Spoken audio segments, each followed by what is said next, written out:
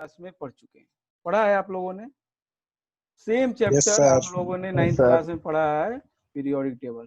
तो ये आप लोगों के लिए बिल्कुल नया नहीं है। तो आप लोग ये नहीं समझेंगे कि सर इसमें तो हमने कुछ सुना ही नहीं है, हमने समझा ही नहीं है। लेकिन फिर भी हम ये मानेंगे कि आप लोगों को इस चैप्टर में बहुत सारी चीजें नहीं आती हैं। ओके, तो बेटा आप लोग म्यूट कर लें, जिसको डाउट होगा हैंड रेज करके पूछ सकता है, और जिसे समझ में आएगा, अगर हम पूछते हैं समझ में आ रहा है तो वो थम्स अप दे देगा। थम्स अप देना पता है आप लोगों को, सबको कहाँ से देते हैं? आप अपने मोबाइल में सबसे नीचे देखेंगे, हाँ रुद्र को पता है। मोबाइल में आप क्लिक करेंगे बीच में तो राइट हैंड साइड पे बिल्कुल मोर का ऑप्शन होगा, उसी में थम्स अप बन के आएगा, और उसी में हैंड रेज का ऑप्शन भी होगा। तो आप हैंड रेज वहां करेंगे जब आपको डाउट होगा, और आप थम्स अप वहां करेंगे जहाँ पे हमने आपसे पूछा कि बेटा समझ में आ रहा है, तो you will give a thumbs up to me. Okay, so that I will get very good, very good. तो so that I will understand that you are getting my point. Okay, very good Muskan, समझ गए आप। तो ये बेटा आपने हितेश केशवानी, बेटा आपको सुनाई दे रहा है सब कुछ? Yes sir. वेरी गुड बेटा, तो आप म्यूट कर लें, अभी हम म्यूट कर दे रहे हैं आपको। whenever you have doubt you can ask by raising your hand. Okay, now we'll come to the chapter. Very good. अब बेटा पीरियोडिक टेबल आप स्कूल में पढ़ते हो सभी लोग, ठीक है? आपके स्कूल में क्या होता है, पीरियड्स लगते हैं, सबको पता है। You have periods means first period, second period, third period, fourth period, sixth period, ऐसे करके पीरियड्स लगते हैं। उसी तरीके से एक पीरियोडिक टेबल भी बनाया गया है। अब ये बताएगा मेरे को कोई, विवेक आप बताओ बेटा, कि आपका फर्स्ट पीरियड भी अगर 35 मिनट का है सपोज दैट, तो सेकेंड पीरियड भी 35 मिनट के जस्ट बाद एक बेल बजती है और सेकेंड पीरियड स्टार्ट हो जाता है। इक्वल इंटरवल ऑफ टाइम पे आपका पीरियड चेंज होता रहता है। मैथ्स का आया, फिर साइंस का आएगा, फिर केमिस्ट्री फिजिक्स, ऐसे साइंस का अगर एक ही है तो साइंस का, फिर हिंदी का, इंग्लिश का, ऐसे होता है कि नहीं होता है? Yes sir. हाँ, तो क्या होता है उसका नाम इसीलिए पीरियड बोला गया कि वो फिक्स्ड इंटरवल ऑफ टाइम के बाद खुद को अपने आप को इट रिपीट्स मीन्स पीरियोडिसिटी का हम डेफिनेशन अभी करेंगे। पीरियोडिसिटी का मतलब ही यही होता है कि periodic properties या periodicity is a phenomena, it is a process in which some properties क्या करती हैं अपने आप को, they reappear itself after a fixed interval of time. Very good, after a fixed interval of time they reappear itself. ठीक है, या तो चेंज भी होगा, पीरियोडिक टेबल में चेंज होगा, पीरियड में आपके स्कूल में कोई चेंज नहीं होता है, लेकिन यहाँ पे एक लिटिल बिट डिफरेंस है कि एक चेंज भी होगा। तो वो चेंज क्या है हम समझेंगे, ठीक है? तो बेसिकली पीरियोडिक टेबल क्यों बनाया गया, what is the history behind it, हम पहले ये समझेंगे। टोटल 118 एलिमेंट्स थे, ठीक है? टोटल अभी आज के समय में 118 एलिमेंट्स हैं, सबको पता है बेटा। अब ये एलिमेंट्स भाई साहब अगर आप पढ़ोगे या इनको बारे में पढ़ना चाहें हम, अगर इनको प्रॉपर्टीज समझना चाहें हम सभी का, तो दिक्कत होगी अलग अलग। क्या किया गया, शुरुआत में तो 118 नहीं थे, शुरुआत में कम थे, 10 थे, फिर धीरे धीरे 5, 15, 20, 25, 50, 100, धीरे धीरे ये, उसके बाद 70 तक तो फिर नेचुरल थे। उसके बाद आर्टिफिशियल भी एलिमेंट्स हैं जो मैन मेड है, ठीक है? आर्टिफिशियल मींस मैन मेड, आदमी लोगों ने या साइंटिस्ट केमिस्ट लोगों ने बनाया उन एलिमेंट्स को, तो वो that they are known as artificial और मैन मेड एलिमेंट्स। ओके, तो बेसिकली क्या है बेटा कि पहले ये सोचा गया कि ये जो सारे एलिमेंट्स हैं, साइंटिस्टों ने ये सोचा कि इन एलिमेंट्स को हम एक ऐसे तरीके से एक टेबल में सजाएं ताकि आने वाली जो जनरेशन है स्टूडेंट्स की या बच्चों की या साइंटिस्टों की या किसी की भी, वो इसको आसानी से समझ पाए। They can figure out which are the elements that have similar properties. Are you getting my point? कि जो जो एलिमेंट सिमिलर प्रॉपर्टी रखते हैं उनको एक तरफ रखेंगे, जो एलिमेंट उनसे अलग और खुद सिमिलर हैं, 5-6 एलिमेंट है जो एक जैसी प्रॉपर्टी शो कर रहे हैं उनको अलग, 5-6 एलिमेंट है जो एक जैसी प्रॉपर्टी उनको अलग, इस तरीके की कोशिश की गई।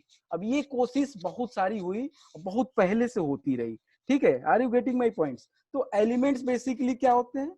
Elements we have learned about the element that elements are the pure substances. Elements क्या होते हैं बेटा? What are the elements? Elements are the pure substances. Very good. Elements are the pure substances. Elements are the pure substances. ये मैं बता चुका हूँ वैसे, लेकिन फिर भी मैं बता रहा हूँ। Elements are the pure substances made up of same type of atom, made up of one type या सेम टाइप, हम कह सकते हैं सेम, और ये भी कह सकते हैं वन टाइप ऑफ एटम्स। इन्हीं को कहते हैं हम, जिसमें एक तरह के एटम मिलके एक दूसरे के साथ क्या बनाते हैं, क्या बनाते हैं, एलिमेंट बनाते हैं। जैसे सोडियम के कई सारे एटम मिले और सोडियम का एलिमेंट बना दिए। ठीक है, एक अकेला एटम अकेले नहीं रह सकता। डाल्टन्स एटॉमिक थ्योरी के हिसाब से, according to Dalton's atomic theory, आप लोगों ने सुना है डाल्टन्स की एटॉमिक थ्योरी, पढ़ा है एटॉम, अपने एटॉमिक स्ट्रक्चर 9th क्लास में पढ़ा होगा। मुस्कान, आपने पढ़ा था बेटा 9th क्लास में एटॉमिक स्ट्रक्चर? तो पढ़ा था सर। हाँ, तो आपको वहां पे पढ़ा होगा कि जो भी एलिमेंट्स होते हैं, जो भी एलिमेंट होते हैं, they are made up of same type of atom. वहां पे आपने डाल्टन्स की एटॉमिक थ्योरी पढ़ी होगी, उसके हिसाब से यही बात है। डाल्टन्स की पढ़ी थी। हाँ, वही डाल्टन्स की एटॉमिक थ्योरी के अनुसार, according to Dalton's atomic theory, the elements are those substances which are pure substances which are made up of same type of atoms, same type, एक ही जैसे, उनको एलिमेंट कहते हैं। ठीक है, तो अब इन एलिमेंट्स को सजाने की होड़ लगी कि भाई साहब कौन सजा देगा इनको इस सिमिलर प्रॉपर्टी के हिसाब से। तो ये होड़ में, इस रिवॉल्यूशन में, जो इनको टेबल बनाने की जो रिवॉल्यूशन स्टार्ट हुआ, उसमें सबसे पहला नाम आता है डॉबर्नियर। किसका नाम आता है? डॉबर्नियर का। तो आप लोगों ने पढ़ा होगा ये सब चीज। डॉबर्नियर सबसे पहला नाम आता है जो हम लोग पढ़ते हैं। तो डॉबरमैन नहीं है ये, डॉबर्नियर है। बच्चे कई बार इसको डॉबरमैन डॉबरमैन बोलते हैं। डॉबर्नियर law of tried, law of triads. सबसे पहला अगर कोई काम किया इस फील्ड में, वो डॉबर्नियर थे। अब इन्होंने क्या किया बेटा, इन्होंने क्या किया, ट्राइड्स का मतलब क्या होता है, देखो हम वर्ड समझेंगे, हमको कॉन्सेप्ट समझना ज्यादा इंपॉर्टेंट है। ट्राइड्स का मतलब कि इन्होंने 3 एलिमेंट्स सेलेक्ट किए, 3 elements. Triads means group of 3 elements. अब इन्होंने 3 एलिमेंट्स को सेलेक्ट किया ऐसे कि वो एक लॉ बना दिए, that should follow this law, means that elements, the group of 3 elements, means which were known as triads, they follow this law, and that law describes as, क्या बोलता है वो law, according to such that, according to Doverneur law, according to Dabur, भैया ये बुरा मान जाएंगे, इसके नाम की स्पेलिंग कैपिटल कर दो पहला, नहीं तो सुनेगा बेचारा, ऊपर होगा, बुरा मान जाएगा। According to Doverneur law, the triads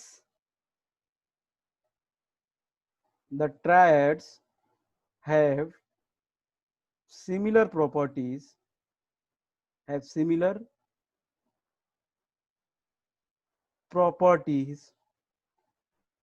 such that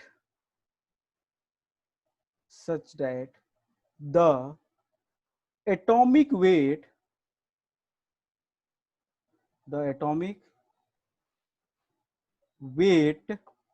of middle element, जो बीच वाला एलिमेंट, 3 में से एक बीच वाला होगा, बहुत अच्छी बात है, वो एलिमेंट की बात हो रही है, middle element. Atomic weight of middle element was the arithmetic mean, या एवरेज, या इसी को बोल दिया गया एवरेज ऑफ अदर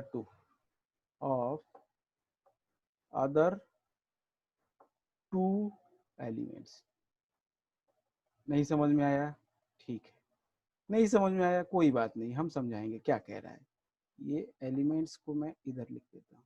ठीक, ये लॉ ये बोलता है, बहुत ध्यान से, कई बार पूछेगा आपसे, ये लॉ ये बोलता है बेटा कि इनने क्या बोला है, 3 एलिमेंट्स को चूज किया, 3 एलिमेंट्स को केवल, उनको उनने बोला नाम ट्राइड्स। अब ट्राइड्स क्या हुए इनके हिसाब से, इन्होंने ये बोला कि अगर ये 3 एलिमेंट्स हैं A B C, suppose that 3 elements which are A, sir I can I record the screen?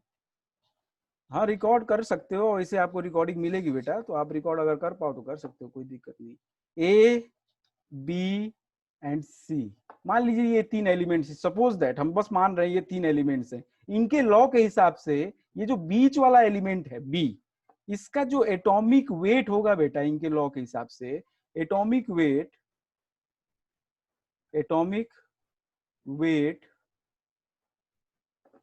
Of B, atomic weight of B is equals to average of atomic weight of A and C. Average या arithmetic mean average of atomic weight of B, sorry, A and C. A and C. Very good. ये हमने small में लिख दिया। चलो क्या है ये, मैंने ये काट दिया, ठीक है, ये मैंने स्मॉल में बी लिख दिया, ठीक है। अब क्या बेटा, अब क्या है बेटा कि ये लॉ क्या कह रहा है, एटॉमिक वेट अगर हम बी का जो होगा वो ए और सी के एवरेज का होगा। मींस एवरेज मींस कैसे निकालते हैं हम लोग, कैसे निकालेंगे, a plus c by 2, atomic weight of a plus atomic weight of c divided by 2। Just wait minute बेटा, just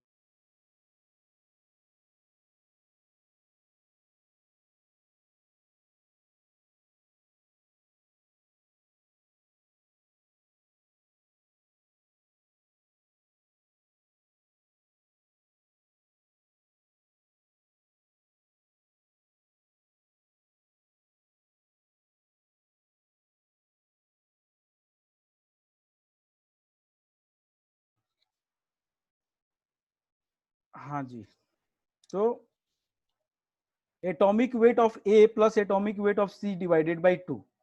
This is the atomic weight of C.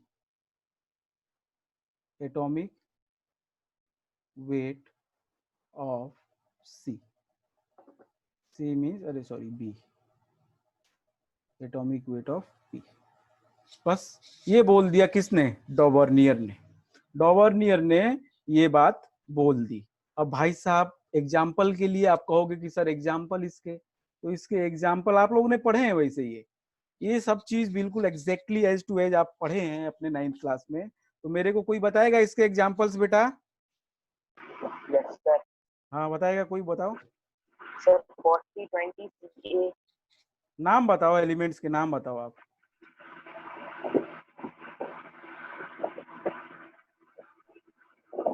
नाम बताइए मेरे को।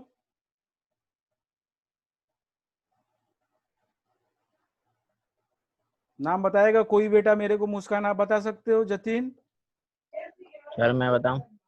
बताओ Sanskar. Sir Cl, Cl, chlorine, bromine और iodine. Very good. Chlorine, chlorine, bromine and iodine, and iodine. अच्छा ये बताओ इनका एटॉमिक वेट कितने हैं बेटा? 17। 17 एटॉमिक वेट? नहीं, हाँ वेट। मैं एटॉमिक वेट की 34। बात कर रहे हैं। देखो एटॉमिक वेट का एवरेज होता है। Yes sir. बताएगा कोई मेरे को? बताओ, आप ही बताओ।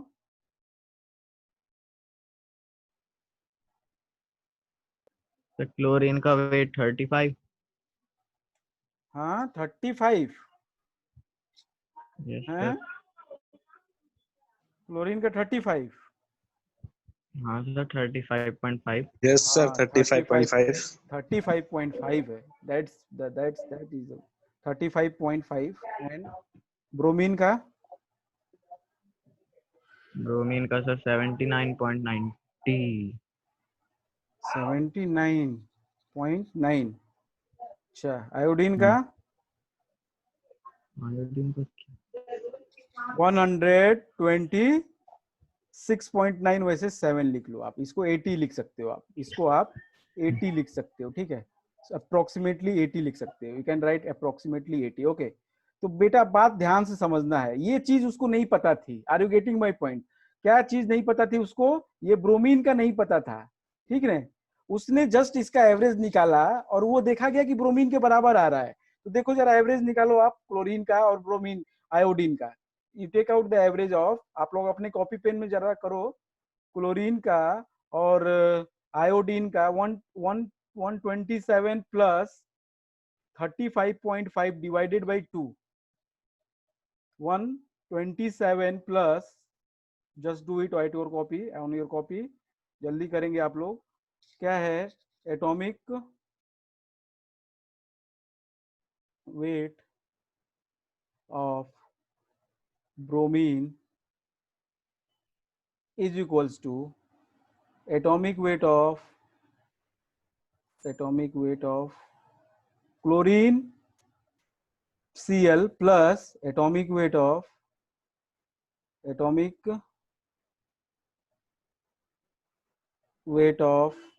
iodine divided by 2, कितना आ रहा है देखो, कितना आ रहा है 8, कितना आ रहा है ये 35.5 प्लस 127 डिवाइडेड बाई 2, कितना आएगा 127 प्लस 35.5?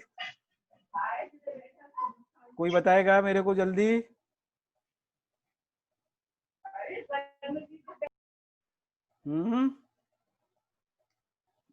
रीनी गुप्ता, बेटा आप बताओ, समझ में आ रहा है आपको?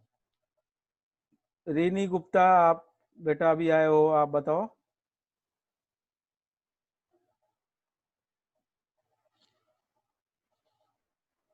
आप बोल नहीं रहे हैं, आप अपना अनम्यूट करके बोल सकते हैं। चलिए कोई बात नहीं। तो क्या आएगा बेटा बताओ जल्दी, कोई ना कोई बोलते क्यों नहीं आप लोग? हमको नहीं समझ में आ रहा है। 65.1 है? तो मेरा तो यही आ रहा था। 127 प्लस 35.5 कितना आएगा? 2, 6 और 1। मेरा तो यही आ रहा है। कौन है ये जो मेरे को कह रहा है कि मेरा तो यही आ रहा है सर? सर 81.2 क्या रहा है 162.5 डिवाइड करेंगे 2 8 जा 60, 81.2 आ रहा है सर। 81.25 आएगा, ठीक है। Yes sir. तो अप्रोक्सीमेटली देखो, एग्जैक्टली इक्वल नहीं है ब्रोमीन के। आप ब्रोमीन का देखे कितना था, 80 था, ब्रोमीन का 80 था और इसका 81.25 आ रहा है। It almost equals to, exactly similar नहीं होगा। देखिए ये लॉ जो है बाद में फेल हो जाएगा, ये लॉ फेल हो जाएगा। ये लॉ हमको आज नहीं चलता है, ये पुराना था, ये जस्ट फॉर योर नॉलेज हम लोग ये पढ़ रहे हैं, ठीक है। एग्जाम में पूछता है इसलिए हम पढ़ रहे हैं, ये आज के समय पे काम नहीं आता है डॉवर्नियर लॉ, ये बिल्कुल फेल हो चुका है। लेकिन इसके हिसाब से अप्रोक्सीमेटली और ऑलमोस्ट इक्वल, किसी किसी केस में इक्वल आ जाएगा, देखेंगे हम। Some examples are there where it come just as equals to means is actual atomic weight, but here it is not like that. Actual क्या है 80 है, बट हियर इट कम्स 81.25। तो अब दूसरा एग्जांपल हम लेंगे। किसी को इसमें डाउट है बेटा तो बोलेगा मेरे को honestly, you will speak up and tell me your doubt, okay, so that I can clear it. Example 2 है बेटा, बहुत सिंपल सा एग्जाम्पल हम लेंगे। Lithium, sodium and potassium. Lithium, sodium and, ये एग्जांपल्स ज्यादा इंपॉर्टेंट है बेटा। एनटीएससी जैसे एग्जाम्स में ये एग्जांपल्स पूछता है, which of the following triads are satisfied, चाहे which of the following triads satisfies the Dauvergne law, ऐसे करके एनटीएससी में एग्जाम में पूछ देगा। तो यही आपको 3 एलिमेंट्स दिए होंगे, एक 3 एलिमेंट्स का ग्रुप बना के A B C D option में होगा, अब आपको पहचानना होगा। तो इसलिए मैं सारे एग्जांपल्स बताऊंगा which are the example of Dauvergne law. Are you getting my point Rudra? बात समझ रहे हो बेटा? Okay sir. कॉम्पिटिटिव एग्जाम्स में ये चीज बहुत ज्यादा पूछती है आपसे। हम आपको केवल बोर्ड पॉइंट ऑफ व्यू से नहीं पढ़ा रहे हैं, वी आर जस्ट ट्राइंग कि आप लोग एनटीएससी भी अच्छे से क्लियर कर पाए, एनटीएससी भी निकाल पाए। उन एग्जाम्स में यहाँ से क्वेश्चन आता है, मैं बताता रहूंगा कि from where questions comes in your competitive exams. Okay, तो आप लोग बिल्कुल उस पॉइंट को नोट करेंगे अपने कॉपी में, आपके नोट्स में, कि सर ने बोला था यहाँ से क्वेश्चन आता है कंपटीशन में। ठीक है, तो बेटा लिथियम का एटॉमिक वेट कितना होता है? What is the atomic weight of lithium? 7। Atomic weight of lithium is 7। हम उसके जस्ट नीचे लिख देंगे 7। ओके, सोडियम का ब्रैकेट में कर देंगे, सोडियम का निकालना है हमें, लेकिन हम लिख देते हैं होता है कितना? 23। ओके, और पोटेशियम का होता है 39। ओके, अब आप एवरेज निकालो किसका? मिडिल वाले का। किसका एवरेज निकालना होता है? मिडिल वाले का। तो मिडिल वाले का एटॉमिक वेट ऑफ सोडियम का सिंबल क्या है? Na इज इक्वल्स टू क्या होना चाहिए? 39 प्लस 7/2 कितना आएगा? 23. एग्जैक्टली आ गया इसमें? Yes, sir. इसमें एग्जैक्ट आ जाएगा ये 46/2 इज इक्वल्स टू 23। अब इस वाले केस में एग्जैक्ट आ गया, तो डॉवर्नियर लॉ ये बोला था कि it sometimes it is almost equals to, equal तो हो सकता है लेकिन कभी कभी ऑलमोस्ट 1 का डिफरेंस या 1.5 का डिफरेंस आएगा, तो उतना चलता है, उतना उसने माना कि चलो कोई बात नहीं, उतना ले लेंगे। तो अगला एग्जाम्पल हम बताएंगे बेटा, अगला example, next example is what? Next example 3 of Dobereiner triads. Example 3 of Dauvergne triads is what? Calcium, strontium and barium। अगर किसी को ये नाम नहीं पता है तो बेटा प्लीज आप लोग कोशिश करें कि ये 20 से एबव है। ठीक है, 20 से एबव है। तो कैल्शियम का होता है कितना मास? एटॉमिक वेट ऑफ कैल्शियम कितना होता है बेटा? 40। Very good, 40। स्ट्रोंसियम का होता है 88 मान लो आप लोग, राउंड फिगर में चलो, वैसे 87.5 के आसपास होता है लेकिन हम राउंड फिगर में चलेंगे। और बेरियम का होता है 137। ठीक, अब आप निकाल लो एवरेज यहाँ पे, तो एटॉमिक वेट ऑफ स्ट्रोंसियम का सिंबल होता है SR, स्ट्रोंसियम का सिंबल होता है SR इज इक्वल्स टू क्या होगा? 40 plus 137 divided by 2, it comes what? 177 divided by 2 क्या आ रहा है?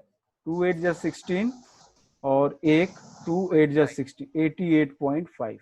देखो ऑलमोस्ट सिमिलर आ रहा है, एग्जैक्टली तो नहीं आया लेकिन ऑलमोस्ट यहाँ पे आता है। तो इट इज लाइक दिस कि इसका 88.5 एक्चुअल 88। तो इस तरीके से आप समझ सकते हैं। लास्ट एग्जांपल लेते हैं हम, इसका लास्ट ट्रायड लेते हैं। आपके बुक में इतने ट्रायड्स नहीं दिया है लेकिन हमने आपको बुक कॉम्पिटिटिव के लिए हम आपको बता रहे हैं कि ये कॉम्पिटिटिव में पूछता है, इसलिए एग्जांपल नंबर 4 भी देंगे हम आपको। That is sulphur,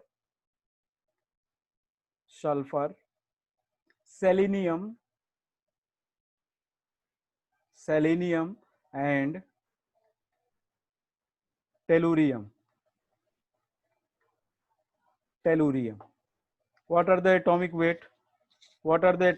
32। This selenium is 79, this tellurium is 128। Okay, अब आप निकाल लो इसका। आप इसका अगर निकालोगे atomic weight of selenium Se होता है is equals to 128 plus 32 divided by 2, कितना आ रहा है बेटा? ये बता देंगे हमको आंसर, तो हम लिख दें यहाँ पे। Sir, 80 आ रहा है। ओके, तो ये 1 का डिफरेंस है, तो it is almost equals to its atomic weight of selenium. Almost 1 का डिफरेंस है, एग्जैक्टली 79 नहीं होता है, 76 पॉइंट्स कूट होता है ये, तो हम देख लेंगे इसको। ठीक है, तो इस तरीके से ये एग्जांपल्स आपके पास 4 हैं बेटा। तो 4 ही 5 ट्रायड्स इन्होंने बता पाए। जो डॉवर्नियर थे ऐसे 3 ही 4 एक आध और होंगे। तो मेनली जो एग्जाम में या जो मेनली आता है यही 4 होते हैं जो इनके ट्रायड्स में आते हैं। तो इनको हम बिल्कुल थॉरोली याद रहना चाहिए हमको। ठीक है बेटा। अब ये हो गया फेल। क्यों फेल हुआ ये? क्यों फेल हुआ ये बताएगा कोई? Why this law failed? डॉवर्नियर का लॉ ऑफ ट्रायड क्यों फेल हो गया? Incorrect atomic weight. क्योंकि इनके जो लॉ था वो हर किसी में एडजस्ट नहीं हो पा रहा था। This is the main point कि this law was not applicable for all the elements. Some of the elements follow this law, but अब लॉ तो ये नहीं होता है ना कि किसी के ऊपर लगे किसी के ऊपर नहीं लगे। अब ये बताओ कि अगर आप लॉ का मतलब ही यही होता है बेटा कि लॉ मस्ट बी फॉलो और applied to everyone. Law must be applied to, हमारे जैसे गवर्नमेंट के लॉज होते हैं, ठीक है। अगर कोई किसी का मर्डर करे तो उसके ऊपर 302 लगेगा, 302 लगेगा, भले वो क्या हो, एक बहुत गरीब या बहुत अमीर या बहुत अलग या कुछ भी हो, it does not depend on the type of the person.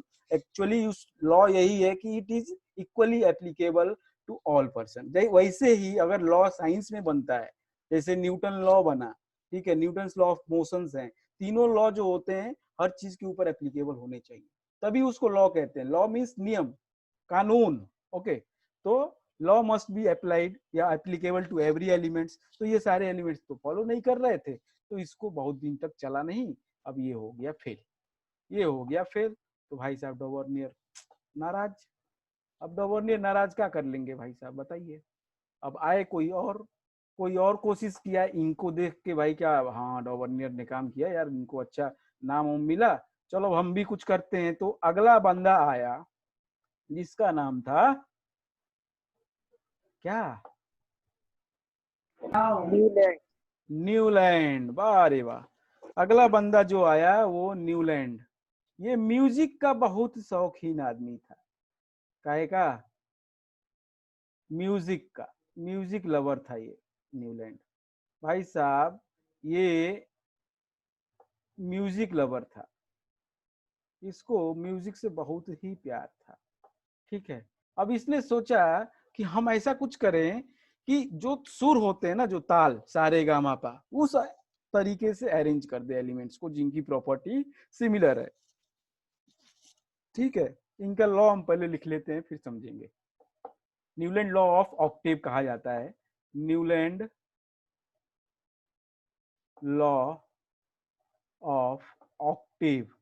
Oct का मतलब क्या होता है बेटा? 8। ऑक्ट का मतलब ही होता है 8। ओके।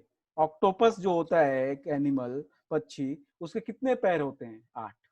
ठीक है। ऑक्टागन की में कितनी साइड्स होती हैं? 8। तो ऑक्टेव, तो ऑक्टेव मतलब 8 से कुछ न कुछ नाता है, कुछ न कुछ नाता है ऑक्टेव से। तो लॉ क्या कहता है हमसे? According to this law when elements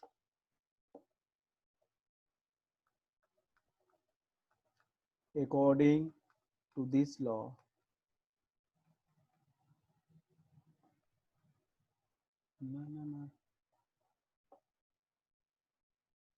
according to this law, when elements are arranged,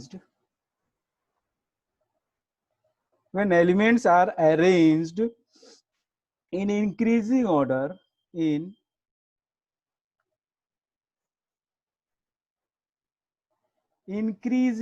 बढ़ते हुए क्रम में, from lowest to highest. Okay, increasing order of their atomic mass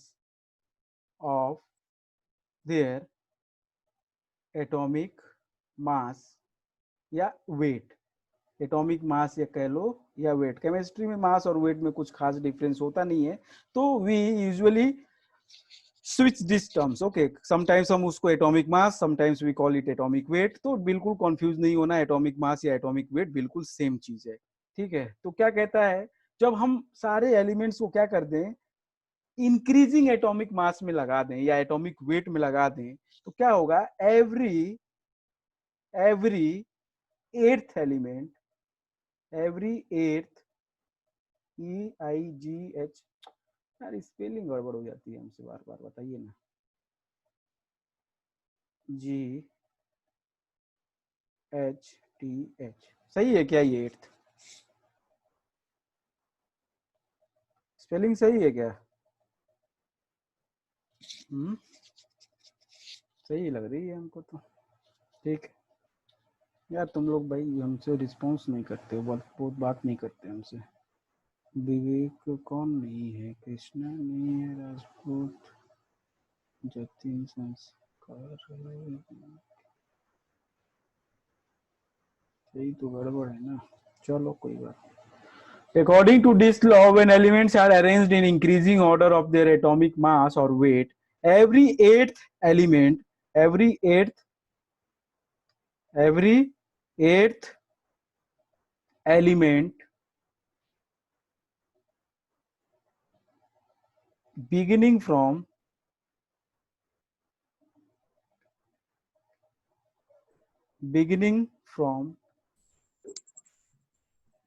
any element resembles, पहले हमको लिख लेने दो आप लोग, फिर समझना, resembles the first element in its physical and chemical properties. Physical and chemical properties. देखो जरा क्या कहता है ये लॉ, ये लॉ क्या कहता है इसको समझेंगे। न्यूलैंड ने एक लॉ दिया, भाई साहब डॉवर्नियर फेल, कोई बात नहीं, न्यूलैंड आया, न्यूलैंड ने बोला कि अब क्या काम करो, जितने भी एलिमेंट्स है उनको इंक्रीजिंग ऑर्डर में लगा दो, उनके एटॉमिक मास के, एटॉमिक मास को सबको पता था, इंक्रीजिंग ऑर्डर में लगा दो सबको एटॉमिक मास के इंक्रीजिंग ऑर्डर में। ठीक है, लगा दिया भाई साहब।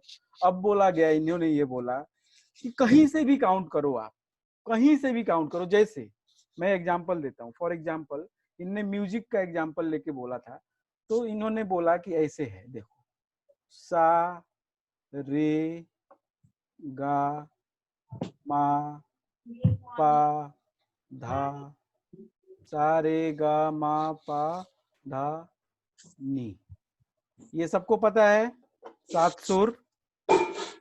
Yes, sir.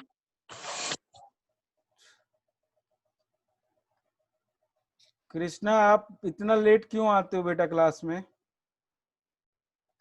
कृष्णा, कृष्णा आप बात आपसे कर रहे हैं बेटा हम। कृष्णा आप बताएंगे क्यों इतना लेट आते हैं आप क्लास में? मैथ्स वाले के सर में भी क्लास में लेट आए थे आप, फिर हमारे भी क्लास में लेट आए आप। बोलिए, अनम्यूट करके आप बोलिए जरा तो। आपको मैं लास्ट बार ये बात कह रहा हूं, ठीक है, अगर पढ़ना है, सीधी सी बात है, if you want to study तो बी सीरियस। 10th है, NTSC भी है, बहुत सीरियस रहो पढ़ाई में, तभी कुछ होने वाला है, नहीं तो फिर तो कट तो सबकी जाती है, कट तो सबकी जाती है, पास तो सभी हो जाते हैं, ऐसा कोई है नहीं जो फेल होगा, इतना तो अपने से पढ़ ही लेते हैं। तो अगर कुछ सीखना है, कुछ अच्छा करना है अपने आगे फ्यूचर में, तो हमको मेहनत, सेक्रीफाइस, पढ़ाई तो करना पड़ेगा, और कायदे से कंसिस्टेंटली टाइमिंग से करनी पड़ेगी। जो भी टाइमिंग है आपकी, क्लास में टाइम पे आना, होमवर्क देना, अगर है कुछ तो होमवर्क को करना, और रिस्पॉन्ड करना क्लास में। क्लास में आपका बोलना बहुत जरूरी है बेटा, इस बात को आप नोट कर लें। अगर आप नहीं बोलते हैं तो ये आपकी सबसे बड़ी कमी है और आपका ही सबसे बड़ा नुकसान है। हमें तो कुछ नहीं, हम तो आएंगे, पढ़ाएंगे, जाएंगे, लेकिन आप बोलेंगे तभी हमें पता चलेगा कि आपको कितना समझ में आ रहा है, बात समझ में आ रही है। आप लोग जब बोलेंगे बेटा, then only I can understand that what I am trying to say, वो आपको समझ में आ रहा है कि नहीं आ रहा है, वो मेन है वही। वो हमारी क्लास का इम्पोर्टेंट या हमारी क्लास की मतलब की स्पेशलिटी यही है कि we talk to each and every child. Okay, तो बच्चे को अच्छे से हर चीज समझ में आनी चाहिए, और इसीलिए वो पे भी करता है, फीस देता है, या इसीलिए वो अपना टाइम भी देता है। इतना खाली टाइम किसी के पास नहीं है कि वो कहीं पे जाए 1 घंटा बैठे रहे, सुनता रहे, फिर जाए, फिर वेस्ट करे। ऐसा कुछ नहीं मतलब है इसका बेटा। ठीक है, आपको अगर पढ़ना है तो आप टाइम पे क्लास में आए, टाइम से सारी चीजें करें। ये हम आप मत समझिएगा कि हम आपको डांट रहे हैं, हम आपको as a teacher, as a guardian हम आपको समझा रहे हैं, हम आपके गार्जियन ही है एक तरीके से। ठीक है, तो आपकी भलाई हम सोचते हैं, हम नहीं चाहेंगे आपका 1% कहीं से नुकसान हो बेटा। ठीक है, आप सब चीज करो, मस्ती करो, मौज करो, जो खेलते हो खेलो, जो जिधर जाते हो करो, लेकिन पढ़ाई अपनी जगह है, पढ़ाई एकदम डिस्टर्ब नहीं होनी चाहिए। आपकी पढ़ाई बिल्कुल कायदे से ही होनी चाहिए, उसमें 1% कोई आपको सुनवाई नहीं है कि आपको क्या है कि सर ये वाली बात नहीं समझ में आई, सर ऐसे है, सर ये नहीं कर पाई इस वजह से। ये सारी चीजें बिल्कुल गलत है बेटा। ठीक है, अगर आपको एक्स्ट्रॉर्डिनरी कुछ करना है लाइफ में तो आपको कुछ ना कुछ रूल्स को फॉलो करने पड़ेंगे, रूल्स इसीलिए बनाए ही जाते हैं। ठीक है, हम आते हैं पॉइंट पे अपने। तो न्यूलैंड ने इसका काम क्या किया, सारे गामा पा लिख दिया, सारे गामा पा धा नी, ये क्या है, सुर है भाई। अब आप काम करो, कहीं से भी स्टार्ट करो। चलो हमने बोला गा से स्टार्ट करो, आप गा से लेके 8 काउंट करोगे, 8 तक काउंट करोगे जब, तो फिर से गा के नीचे ही आ जाओगे। आप जरा काउंट करो, गा से स्टार्ट करो, 1 2 3 4 5 6 7 8। देखो 1 और 8 बिल्कुल एग्जैक्टली सिमिलर आ रहे हैं, आ रहे नहीं आ रहे हैं, 1 और 8 एग्जैक्टली ऊपर नीचे आ रहे हैं, दे आर सिमिलर, इसको बोला गया सिमिलर। बात समझ में आ रही है? अब फिर से किसी के यहाँ से कर लो आप, कोई दिक्कत नहीं, किसी के यहाँ से कर लो, मैं गा रे से कर लेता हूँ। आपने यही तो बोला है, देखो जब आपने इंक्रीजिंग ऑर्डर में लगा दिया तो every eighth element beginning from any element, note करो, बिगिनिंग फ्रॉम एनी एलिमेंट, किसी एलिमेंट से आप बिगिन करो फर्क नहीं पड़ता है, beginning from any element resembles means match करता है, resembles means it's match, it's similar. okay, resembles the first element, it is similar to first element, resemble means similar to first element in its physical and chemical property। किसमें similar है, उसके physical और chemical property में। अब भाई ये तो सुर की बात हो गई, अब उसने एलिमेंट सही से लगा दिए इंक्रीजिंग एटॉमिक मास में, तो जो जिसके नीचे आएगा वो सिमिलर फिजिकल और केमिकल प्रॉपर्टी रखेगा। बात समझ में आई? आप कहीं से काउंट कर लो बेटा, कहीं से भी आंख बंद करके, आप पास से करना चाहते हो पास से कर लो, अपनी कॉपी में कर लो, आप लिखो, कहीं से काउंट करोगे आप 8वां एलिमेंट आपके जस्ट 8वीं बार जब आएगा आपका काउंटिंग, तो जस्ट उसके नीचे ही मिलोगे आप। देख लो मैं पास से करता हूँ, 1 2 3, मेरे को किसके नीचे आना चाहिए, पा के नीचे आना चाहिए 8वां। ठीक है, 3 तक पहुंच गए, 4 5 6 7 8, देखो 1 और 8 बिल्कुल एग्जैक्टली पा के नीचे, पा में ही आ रहे हैं। तो बेटा ऐसे हुआ कि जो एलिमेंट्स एग्जैक्टली सिमिलर होंगे वो एक दूसरे के ऊपर नीचे आ जाएंगे, ऐसा बोला न्यूलैंड ने, ऐसा बोला न्यूलैंड ने। बात समझ में आई? everyone please give me thumbs up so that I can हाँ, मुस्कान, संस्कार, हाँ, Krishna, Jatin, Krishna, Krishna,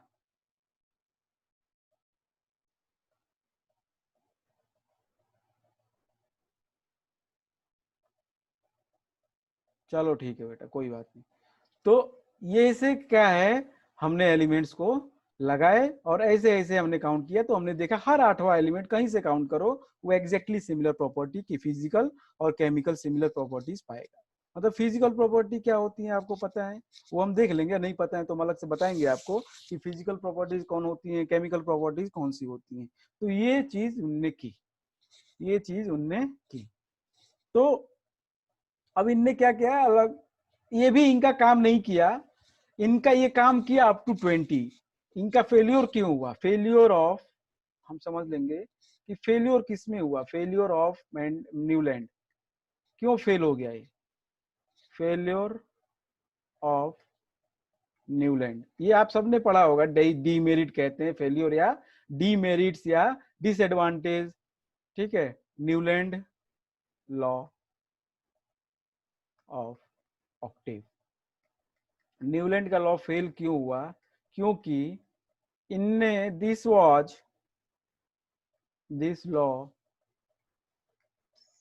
was applicable or valid only for lighter elements, जो हल्के हैं, हल्के मतलब अप टू 20, लाइटर एलिमेंट्स तो ब्रैकेट में लिख लेंगे that is up to atomic number 20, means up to calcium. ये लॉ फेल हो गया क्योंकि ये 20 से ऊपर काम नहीं कर रहा था, और जब न्यूलैंड ने लाया लॉ तो 40-50 एलिमेंट की खोज हो चुकी थी, तो भाई साहब ये सब पे काम किया नहीं, ठीक है, तो ये भी फेल हो गया, ये भी फेल हो गया। बात समझ में आई? न्यूलैंड भी फेल हो गए। तो क्यों फेल हुए? क्योंकि ये लाइटर एलिमेंट्स पे ही एप्लीकेबल थे और इन्होंने बाकी कुछ नहीं कर पाए। तो भाई हैवियर मतलब कि जो भारी एलिमेंट्स थे उस पे काम नहीं आया इनका लॉ, ठीक है, तो ये भी फेल हो गया। अब इसके बाद कौन आया? सबको पता है इसके बाद कौन आया, एवरीबॉडी नोज, क्योंकि वो बहुत फेमस हुआ, मेंडलेव। मेंडलीफ। वाह भाई वाह। तो मेंडलीफ आए। मेंडलीफ जो थे भाई साहब, ये बहुत ही बुजुर्ग आदमी थे, बात को समझना। मेंडलीफ जो थे एक बहुत ही बुजुर्ग आदमी थे।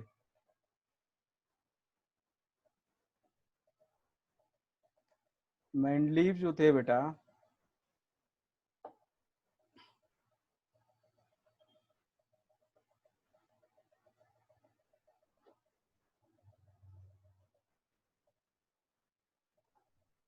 मेंडलीफ जो थे एक बहुत बुजुर्ग आदमी थे, बुढ़ा सा बेचारा, ठीक है।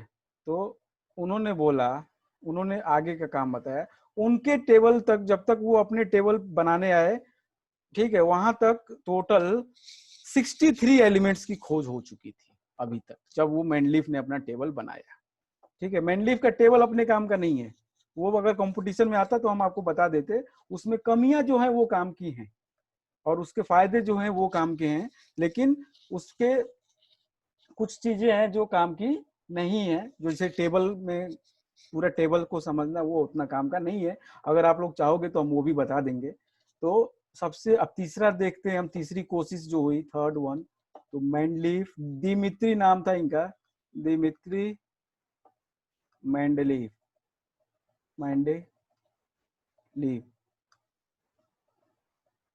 इन्होंने एक लॉ दिया, इन्होंने लॉ दिया Mendeleev periodic law.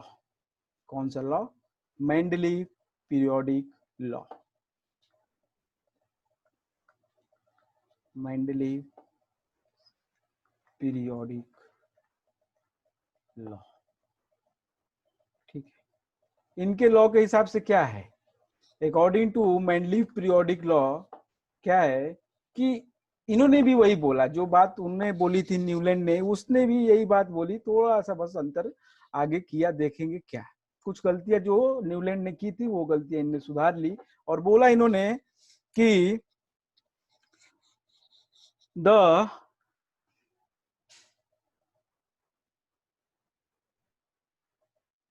properties of elements, the properties of elements are the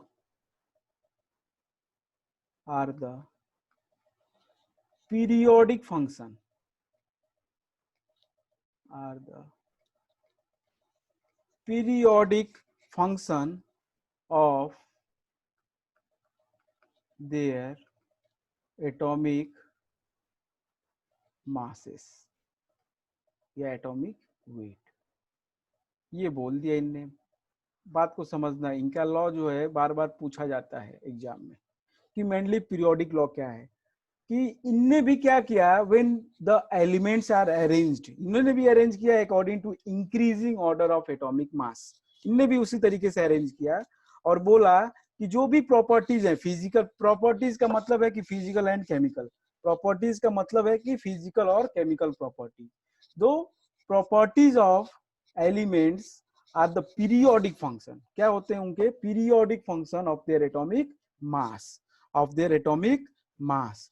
अब ये हिज टेबल, इसके इनके जो टेबल बनाए हैं इन्होंने, एक टेबल बना भी दिया, और हिज टेबल कंटेन्स, इनके जो टेबल थे, हिज टेबल कंटेन्स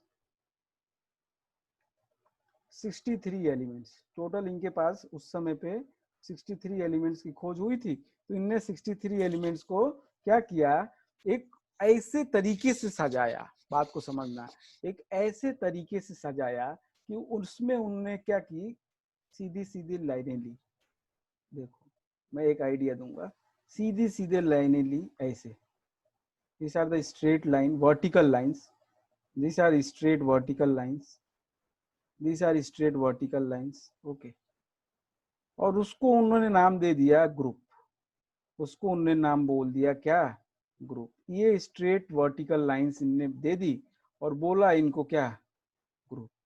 और क्या दिया, हॉरिजॉन्टल लाइंस ले ली, और क्या लिया, हॉरिजॉन्टल लाइंस ले ली भाई साहब, उनने क्या की, और हॉरिजॉन्टल लाइंस भी ले ली, जिसको उनने बोला पीरियड। पीरियड। ये टेढ़ा क्यों हो रहा है,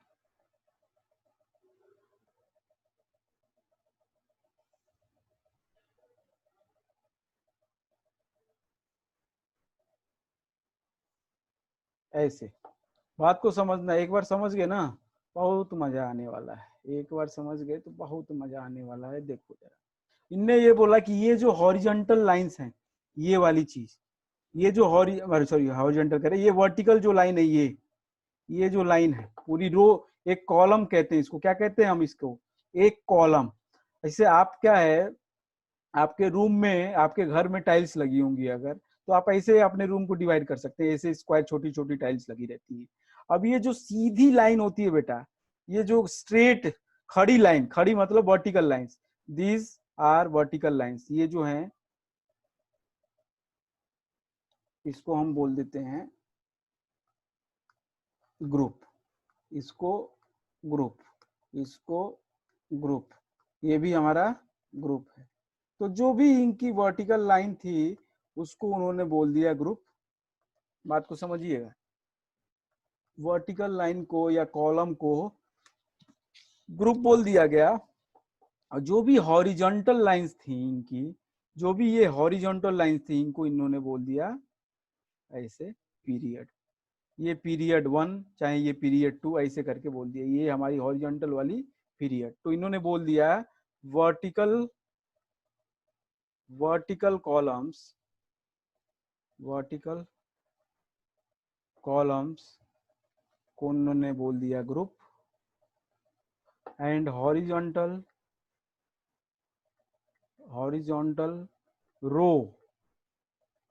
को बोल दिया पीरियड। बात को समझना आप लोग, हॉरिजॉन्टल रोज को बोल दिया पीरियड। आप अपनी क्लास में बैठते हो, आप आपकी क्लास में ऐसी बेंचेस लगी रहती हैं, देखना जैसे ऐसी बेंचेस लगी रहती हैं, और दो जगह अधिक से अधिक आप लोगों के स्कूल में ऐसे होता है, ये बीच में गैलरी रहती है जिसमें टीचर खड़ा होकर पढ़ाता है, चाहे ये ब्लैक बोर्ड, और ये ऐसे आता है, ऐसे इस रास्ते पे वो अपना ट्रेवल मतलब कि मूव करता है, ठीक है, आपको सबको देखता है। तो ये बेटा आप लोग ऐसे बैठे रहते हो, आप लोग सबको पता है ऐसे बैठे रहते हो आप लोग। तो ऐसे जब बैठे रहते हो आप लोग सबको, आप जो सोचो जरा, तो ये क्या है, ये जो है रो है, ये रो 1 है, बात को समझना आप लोग, ये क्या है रो 1, ये क्या है रो 2, ये क्या है रो 3, ये क्या है रो 4, ये क्या है रो 5, पता है आप लोगों को। तो ये भी रो 1 हो गया, ये भी रो 2 हो गया, ये भी रो 3 हो गया, ये भी रो 4 हो गया, हो गया। इधर कितने रो हो गए, 4 5 हो गए, इधर 4 ही है, इधर ज्यादा लाइन होगी क्या, 3 3 6 3 2 5, हाँ इधर मैंने ज्यादा लाइन खींच दी, चलो इसमें हमने एक और लाइन खींच दे रहे हैं, कोई दिक्कत नहीं। ये तो इधर रो 2, रो 3, रो 4। देखो मेन बात है समझने की, हम रफ में समझा रहे हैं। तो ये आपका रो एक, आप सबसे आगे बैठ तो रो 1 में हो, रो 2, रो 3, रो 4, रो 5। तो ये जो है ये पीरियड होता है बेटा। रो जो होता है, देखो रो जो होता है वो पीरियड होता है, ठीक है, पीरियड कह सकते हैं हम उसको। और जो कॉलम, कॉलम कितने है बेटा यहाँ पे मेरे को बताइए जरा, जतिन कितने कॉलम है इसमें, कितने कॉलम है जतिन? Yes sir. कितने कॉलम है?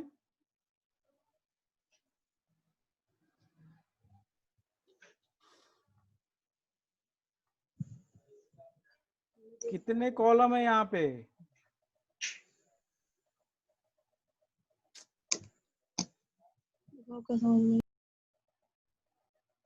विवेक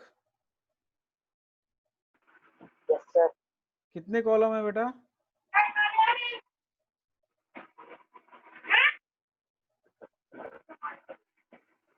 क्या नहीं समझ में आ रहा है आप लोगों को? मुस्कान कितने कॉलम है बेटा यहाँ पे?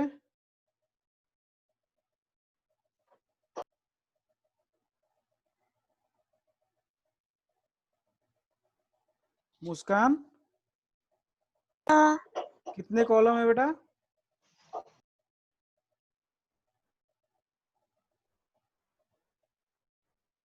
रुद्र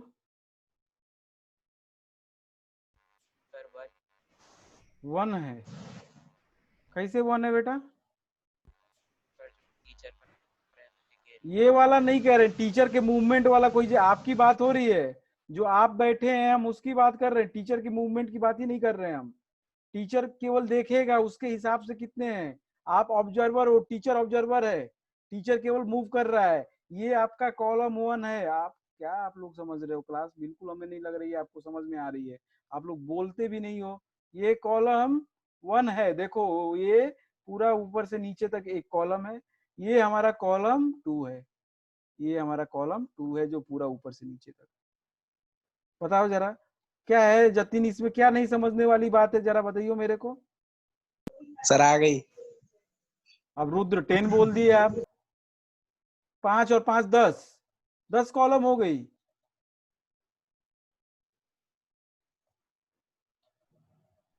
मुस्कान आपको समझ में आ रहा है बेटा?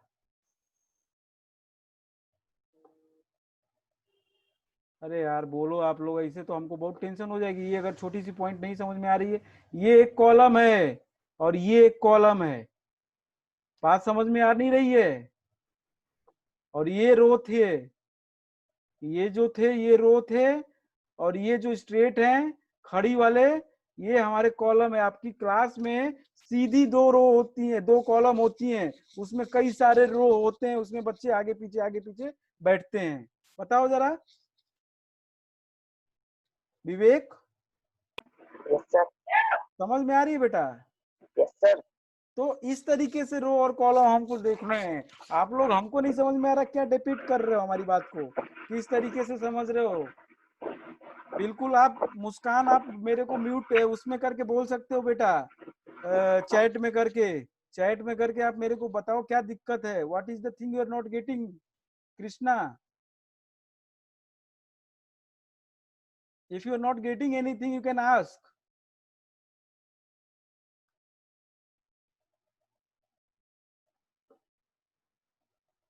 मुस्कान आपसे पूछ रहा हूँ बेटा मैं।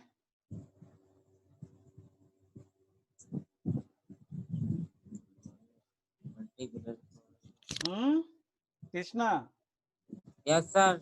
समझ में आ रहा है? सर आ गया। पक्का?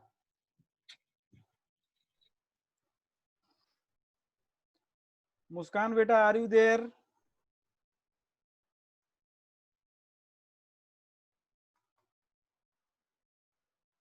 चलो कोई बात तो हमको नहीं समझ में आ रहा है कि आपकी आवाज क्यों नहीं जा रही है या बोल क्यों नहीं रहे हो आप।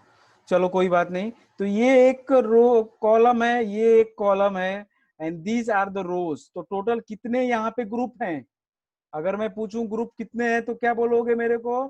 कृष्णा बताइए जरा कितने ग्रुप हैं? कृष्णा राजपूत यहाँ पे बताएंगे बेटा कितने ग्रुप हैं?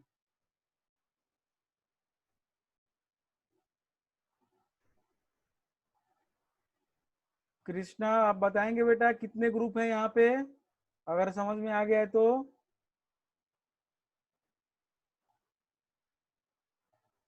विवेक आप बताओ बेटा। सर 2 ग्रुप है सर। 2 ग्रुप हैं। पीरियड कितने होंगे? पीरियड कितने हैं जतिन? जतिन पीरियड कितने हैं? सर 10। 10। अरे बेटा ये पूरा एक ही पीरियड है। तो सर 5। ये पूरा एक ही पीरियड है, पीरियड 5 है, सब में रो 5 लिखा है ना। हाँ तो टोटल पीरियड कितने हैं? 5। 5 हैं।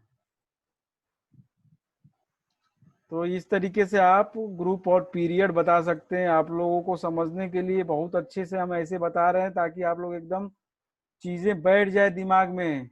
ठीक है, तो ये है ग्रुप और पीरियड की कहानी। ठीक है, जो पहली बार बताया किसने? मेंडलीफ ने।